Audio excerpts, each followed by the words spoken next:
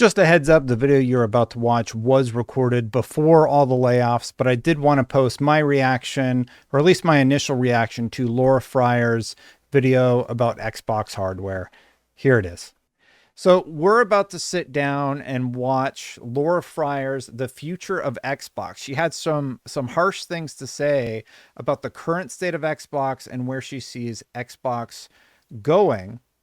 So let's watch her take on the whole situation and hear what she had to say. If you watch the latest Xbox showcase, you can see that Xbox has finally landed on a strategy, a plan for the future of Xbox. It's the Xbox Anywhere plan. They're betting the entire business on Game Pass and leaving the hardware innovation to their partners at Asus. This wasn't surprising. Hardware is expensive to make. It's much easier to slap an Xbox sticker on an existing piece of hardware and call it a day. It requires very little effort in comparison. And if you don't care about console sales or exclusive games anymore, why bother innovating in hardware? I'll admit. I will say something a little bit funny that she's talking about. I have her set to 2x. We're just going to go ahead and, or 1.5x. We'll go ahead and change that down. I watch everything on 2x speed. I do find it funny that when they were making the announcement, they spent so much time talking about how they spent years of data and investigation figuring out, what if we just slap the Xbox logo on the little button there? And I found that so funny because it's like, we brought our best engineers together and we came up with putting the Xbox logo on this little button. Now, I am in the camp that I think the device is really cool. She doesn't, as you will hear, but let's get back into it. It's a great message for gamers. Who doesn't want to play their games with their family and friends on any device and any platform? But that's all it is. It's marketing. It's style, not substance. Just because you say something, it doesn't mean that you can do it. And it also doesn't mean that you won't change your mind. I mean, that is true, but they are doing it. After all, Xbox has been pivoting a lot lately. Yep, that's me. This is fair criticism. Well, it's too low or what? Remember when they talked about the importance of high quality games, but then shut down the studio that made Hi-Fi Rush? What about Game Pass? Yep. I absolutely remember that. Let me know if her volume's a little bit too low. I can turn it up a little bit. She's kind of a quiet talker. But yeah, I do absolutely remember that. And we rightfully roasted leadership for this decision. Thankfully, Crafton came along and fixed it. One of the defining features was day one games. And now there are tiers that don't offer the feature at all. Last year, Phil expressed how $70 pricing could feel manipulative to gamers. And now he's on board with charging $80 for Outer Worlds 2. All completely valid and justifiable criticism, in my opinion. I think leadership absolutely deserves the criticism for their missteps. They deserved it for the Hi-Fi Rush scenario, raising the price of their console, raising the price of their games to $80. Like, Microsoft, even with all of these, they still offer, because of Game Pass, a very consumer-friendly way to access games at a reasonable price. But they are doing the early access strategy with Game Pass. So now you don't really get day ones, you get day fives. And they're doing all of these like little tweaks to what they had promised. And it is sort of at that point where I wonder where they're going with this. I do still think the handheld is exciting. Let's hear her take. The cost may be high. One day, I know you'll be mine. From my perspective, the Xbox strategy has been chaotic. So it's hard to say exactly what they'll do next. It has. But assuming they stick with Xbox Anywhere, it's really left me wondering. Will the latest announcement drive more gamers to Game Pass? Will they be able to convince gamers that the Xbox ROG Ally is a good idea? And what is going to happen with the hardware and software teams that aren't delivering right now in the Xbox team? Are they going to get caught up in the layoffs that Microsoft just announced are coming? Microsoft never announced that layoffs are coming, as far as I know. Maybe they did. Microsoft as a company announced that there may be more layoffs. The rumors being reported by Bloomberg, but actually we got to give credit to Tom Warren on this one because he broke it before Bloomberg. Bloomberg just corroborated it. And it's a big pet peeve of mine in the industry where somebody else breaks a story and then somebody else breaks the same story and then that person gets the credit. So Jason does great work. He had original reporting in his piece, but the credit goes to Tom. It was Tom and then Schreier corroborated it. So it's okay to like double report on a story. Like, but yeah, I mean, like, let's have the chain of events in order. And the reports are that Microsoft is about to get rocked with layoffs. Like, genuinely, I don't know what Xbox is going to look like after next week if all of these rumors swirling around are as bad as people say they are. I hope it's like 7 people, but they make it sound like it's like they're just going to wipe the whole slate clean. I mean, it's going to make my what was even the point of Activision video even more poignant. So let's get into it. For context, let's talk about why Xbox started and how it played into the strengths of Microsoft. I was working in Microsoft Game Studios on Crimson Skies when the console talk started. At that point, Microsoft dominated the office, but Sony owned the living room and was taking a serious bite out of the PC gaming market. When Xbox launched, there were at least 125 million PlayStations available, and there was a reason for that.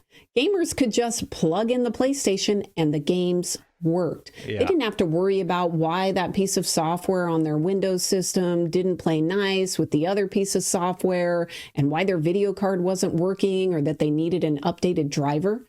It was simple. And she's about to play the roast clip. And for a lot of people, they still look for that. They want that sort of seamless experience. Now, when I spoke to Xbox, they told me that the handheld has a custom version of Windows 11 Home. I believe they just said Windows Home, but it must be Windows 11 Home. And at first I thought that was good, but Laura has some insight here. I did pre-watch this one, but she has some good insight here about what's going to happen. This is how you share your games on PS4. Great roast. Thanks. Of course, at that time, game developers actually listened to their customers and they would follow them. With all of these gamers going to PlayStation, game developers started trying to climb the hill of learning the PlayStation. And if they could do that, then they didn't have to worry after they made their game about testing all of those hardware and software compatibility issues that plagued the Windows ecosystem. It just worked. Microsoft could see this threat, so they jumped in and did what Microsoft does best. They took over an existing market by leveraging their strengths. They already had a fine-tuned system of execution at scale. They knew how to ship product, and they knew how to scale their system across a large team. Yeah, Microsoft does deserve a lot of credit for that original box. The first Xbox, the OG Xbox, was definitely revolutionary in terms of what it was able to accomplish for the brand. And they did a really, really good job with that original Xbox. And of course, the 360 would iterate on that. And then something happened to them around the Xbox One era. It's just, they just really lost the plot. They lost the popular vote, which is the vote of people using their wallet to buy their products. And they just never got it back. The Xbox Series X is likely underselling what the Xbox One did in the same period of time. We've heard nothing but, hardware down, hardware is down, hardware is down. So, yeah. Luckily, Microsoft had already built a game developer foundation with Microsoft Windows and DirectX. The message for Xbox was simple. With a hard drive, you could build your game once on Xbox or Windows, and it would just work. Of course, the problem was Windows was bloated. So without telling Bill Gates, the Xbox team removed the bloat and made a light version to power the box. I start to try to argue for this, why we can't have the normal version of Windows. Bill doesn't want any of it. He doesn't want to hear it. He yells at me, shuts me down. We did everything we could to make the platform as attractive for game developers as. You know what's really funny? I didn't think about this at the time, but like Bill Gates making them keep the original version of Windows, maybe the version of Windows that we're going to get today. Now, I know Windows 11 has a plethora of issues, but maybe this Windows Home version of Windows that we're going to get with the new Xbox will wind up being vastly better than what they currently have on the market. Windows 11 is kind of a mess from everything I've heard. I have Windows 11 and it's fine, but I do have issues with it from time to time. He yells at me, shuts me down. We did everything we could to make the platform as attractive for game developers as possible. We even hired 50 game makers into the Xbox Advanced Technology Group to support the game developers. The ATG team collectively had made hundreds of games, so we were great at translating game developer concerns into changes at Microsoft. We did whatever it took, and this focus on developers, it was a game changer because we attacked one of Sony's biggest weaknesses. They did not have great developer tools or support or documentation. Games sell consoles, and so in order to sell consoles, we had to win the hearts and minds of the developers. I could see that Xbox had a chance of succeeding. We were listening to developers, and we were building exclusive, high-quality first-party titles. We knew that platform adoption requires proof. People don't buy your new hardware if there's no reason to. Definitely a problem for the new Xbox handheld. And it worked. Well, hold on. So here's where I start to disagree with her. She says it's a problem because it doesn't have exclusive hardware. I think that's true to a point. The Steam Deck doesn't have exclusive hardware, though. So that same argument should be applied to the Steam Deck or the Lenovo Legion Go, right? So that's the one point that I don't quite agree on, is that people aren't going to buy the handheld. I'm not so sure. I do think it is a good value proposition. By 2012, Xbox was a multi-billion-dollar business, and they were a true player in the living room. Fast forward, and here we are. It's 1 year from the 25th anniversary of the Xbox, and it looks like they're abandoning pretty much everything that made the Xbox brand great in the first place. Let's start with the handheld announcement. I've seen mixed reactions, and that has me really puzzled because I don't see any reason why anyone would buy this piece of hardware. So the main reason I think people might buy the piece of hardware is because they will see it as a very easy to use interface that will allow them to have their whole content library in one location. You can have all of your Steam games, all of your Xbox games. You do eventually get access to PlayStation games. If they're multiplayer games, they're day and date. And Microsoft has basically indicated that this is going to be their strategy for the console also going forward. It is prohibitively expensive, though. This thing might cost more than the PlayStation 5 Pro. That is going to be the most difficult hurdle that they're going to need to overcome. Just like the original Xbox, it's built on Windows, a slimmed down version of Windows, but it's still Windows. So this isn't something new. And let me just admit my bias here. I don't like Windows. When I left Microsoft, I installed Linux on all of my personal systems, and I never looked back.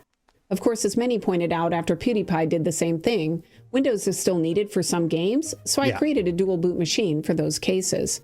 Incidentally, this line, the freedom of Windows, freedom? Windows 11 is forcing you to have separate accounts so they can track everything you do. Doesn't feel very free. And I don't have a separate account. Is that true? Like, I don't have an account for Windows 11 as far as I know. I never signed up for the OneDrive stuff. I just skipped that stuff. It pops up every once in a while. I'm just like, nope, no thanks. Oh, yeah, I would absolutely love to do an interview with Laura, in case you were wondering. So, yeah, absolutely. I just don't know her email or anything, but I have tried to reach out, and we just haven't been able to connect just yet. Thank you for the $5 really quick. Way to get a super chat. Snex said she glossed over the new mode of Windows launching with this handheld and said this handheld isn't doing anything new. This has huge implications. Yeah, I do think that the new handheld is pretty interesting in that it is able to use less RAM, and they told us that this is a special version of Windows. Back in January during CES, Jason Ronald also talked about how they are specifically building a version of Windows that is easier to use. And to take it a step further, I have actually played the thing. It's very intuitive. It's very slick. It's not Windows. You're not going to boot it up and see like a Windows desktop or anything like that. It's a gaming handheld. And if you choose to go into those deeper layers and mess with Windows, you will be able to. But I slightly disagree with her on that point. They are leaving a lot of their Windows 10 users behind because they require a chip to be installed on the motherboard in order for you to upgrade. All of these are great points about why Windows kind of sucks and why Linux is great. But I don't think it is. She's laying the groundwork to talk about other OSs on other devices, which use Linux for the most part, because it's so light compared to Windows. But I'm not, like, we're not going to know until we get specific hands-on time with the piece of hardware and we're able to actually put it through its paces versus, like, say, a Steam Deck in terms of loading time and everything. Microsoft, you do you, but freedom is literally the last thing I would use to describe the Windows operating system. So given the Xbox was already built on Windows, I don't see that that's really a big selling point. But that's okay, because it's really about the games. Will it Just real quick, this part is so funny, where they're like trying to figure out how to put the button. Should we just... So given the Xbox was already built on Windows, I don't see that that's really a big selling point. Should we just throw an Xbox button on there? Yeah, I guess so. But and then there's another one like, what if we just put a big X over? Nah, that's too much. Okay, because they act like it was like so hard to figure out putting the Xbox logo on there. And I think it's fine. Like, they're trying to, that part is like kind of marketing nonsense in my opinion about the button. It's just like, okay, guys, like you threw the Xbox icon on that button. Got it. It's really about the games. Will it be Halo? Will it be the new Gears? Is there going to be a game so compelling that it drives me to adopt this new handheld? Well, here's the... Okay. You could make that same argument for any handheld, Switch 2 notwithstanding, because it does have exclusives, but most of these PC handhelds are exactly the same. Problem.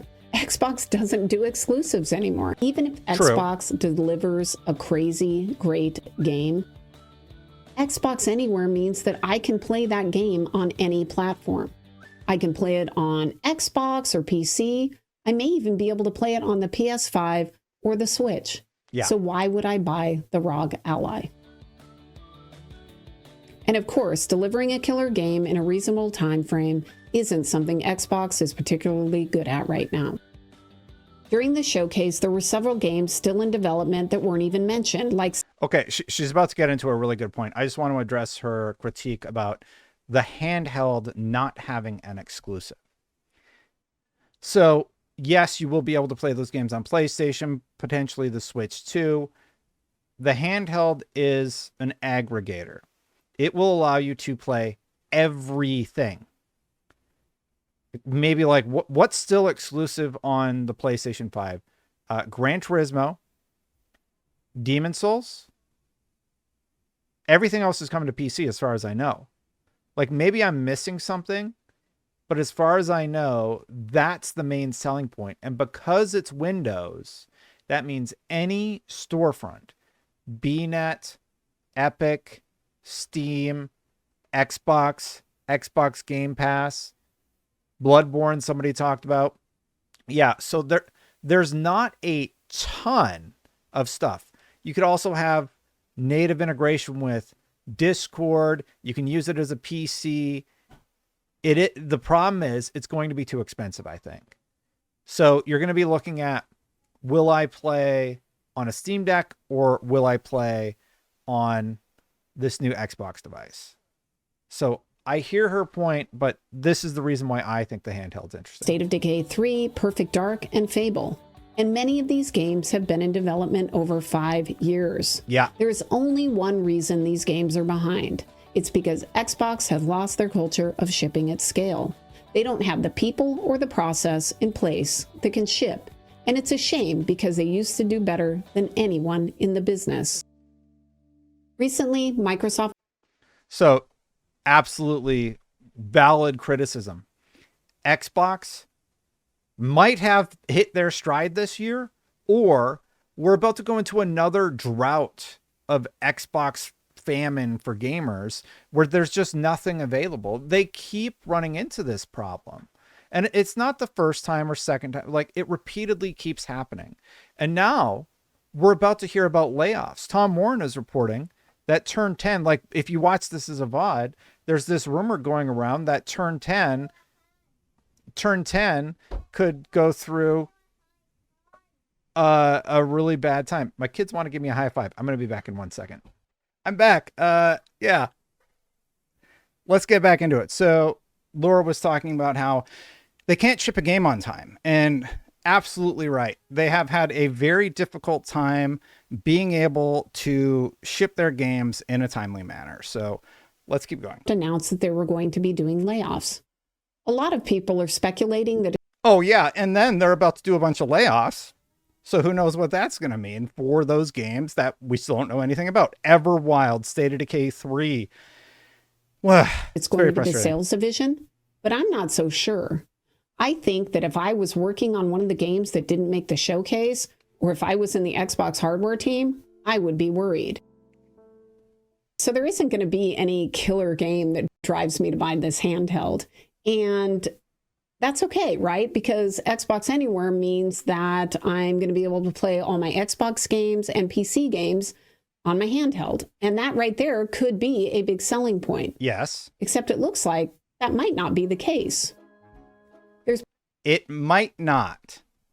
So the problem is a lot of people, and I've seen this a lot online, where people are like, it's not going to run your Xbox games, your existing library. However, Xbox specifically stated that it would, that you would have access to your existing library of games. Whatever solution they are working on for that, it needs to launch with this thing. If it doesn't, this is a good point. But Xbox has said it will. So if it doesn't, they're going to get roasted. Rightfully so.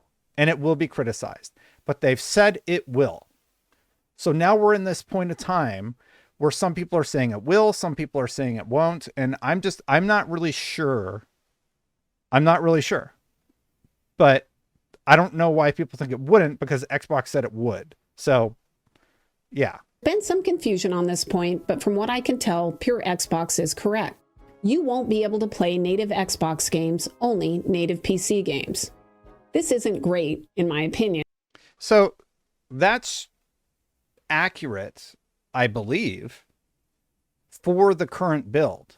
But this thing doesn't come out until the fall. So there's a chance they're working on a solution to this, but we'll see.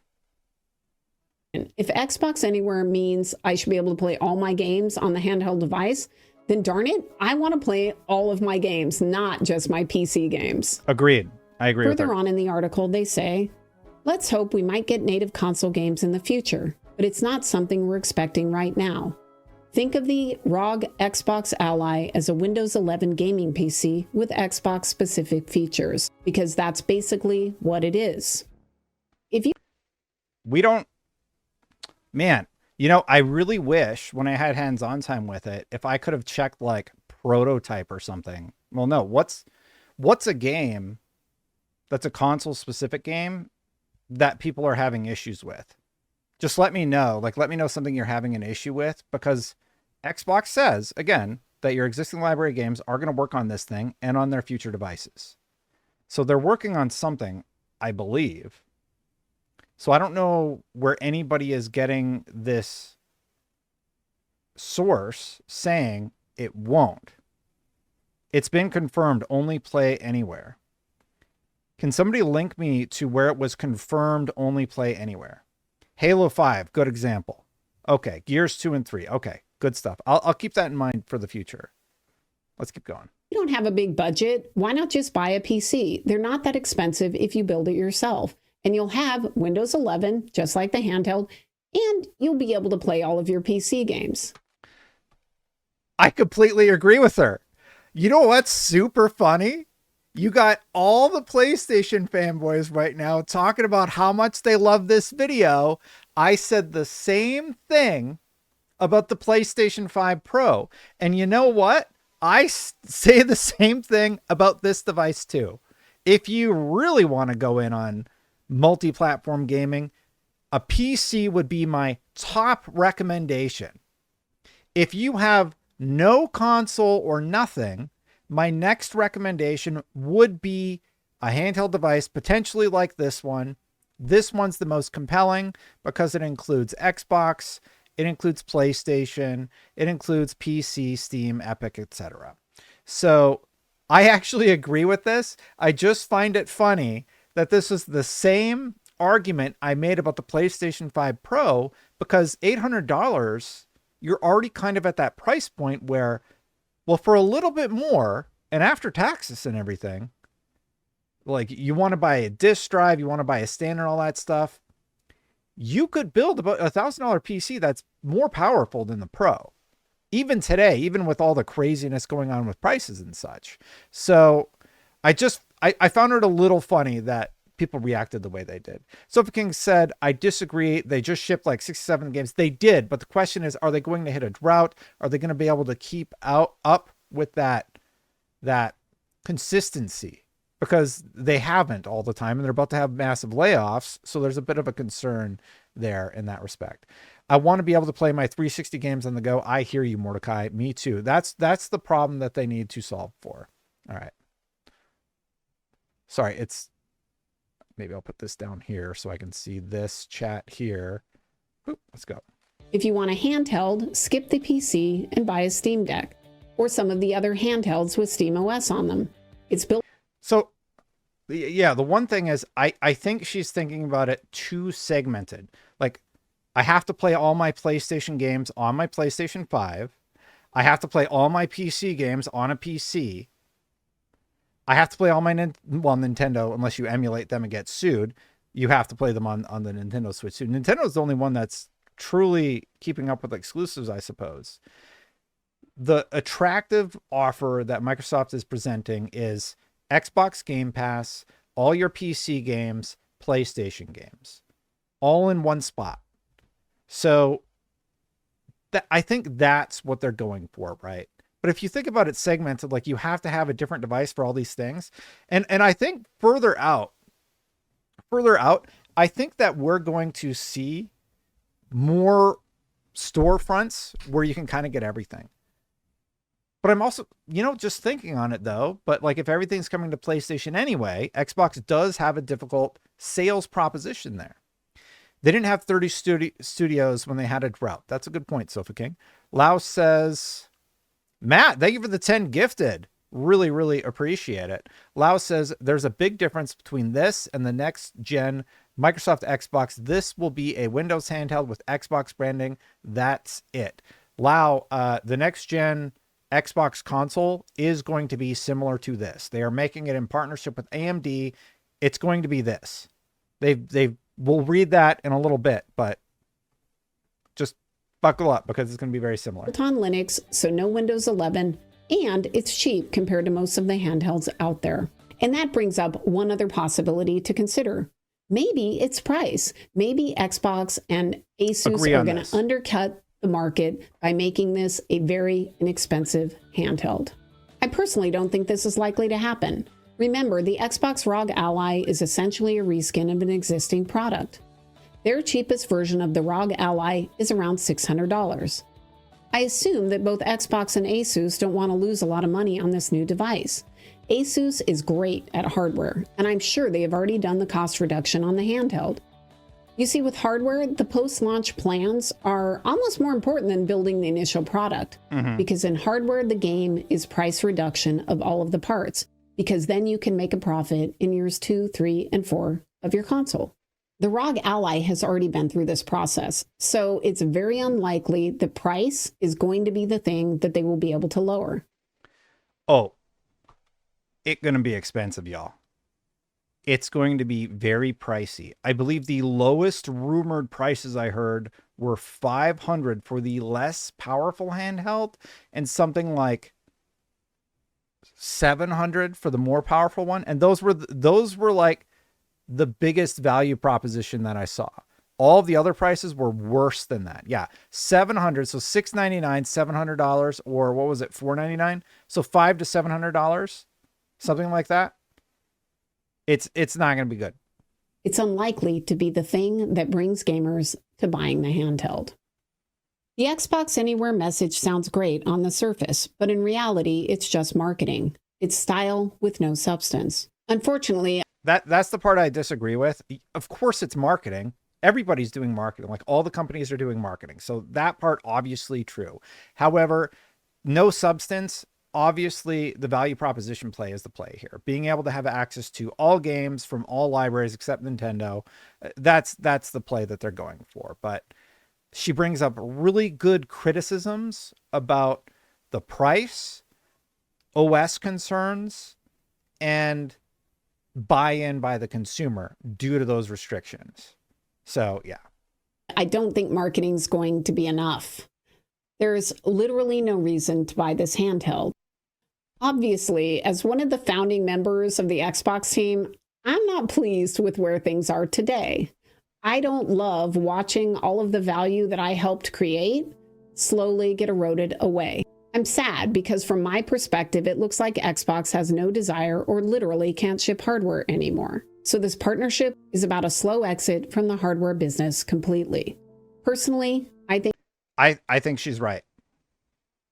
So we'll rewind just a little bit there, but I agree with her. I think Xbox is done making hardware. I think these layoffs are going to decimate the hardware team, sadly. That's just my prediction.